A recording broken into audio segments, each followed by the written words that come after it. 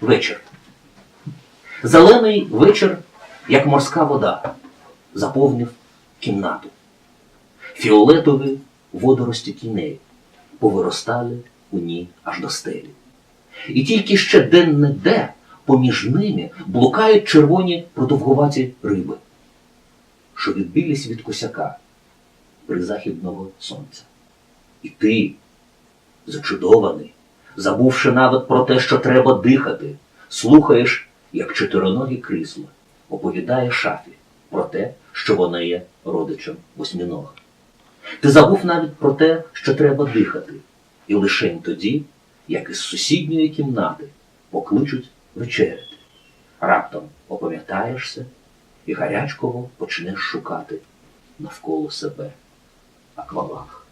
Зеленый вечер, бы морская вода заполнил покой. Фиолетовые водорости тенью повырастали у им аж до столі, і тільки ще де-нідзе поміж ими блукають довгі червоні риби, що відбилися від клину сутонного сонця. І ти вже зачаровано слухаєш, як чотирьохноге кресло намагається довести шафі, що йому свояком восьминог. Ти навіть забувся на те, що треба дихати, і тільки коли спокійно насупраць покличуть вечерять, раптом опам'ятаєшся, де імпетно почнеш шукати побач з собою акваланг.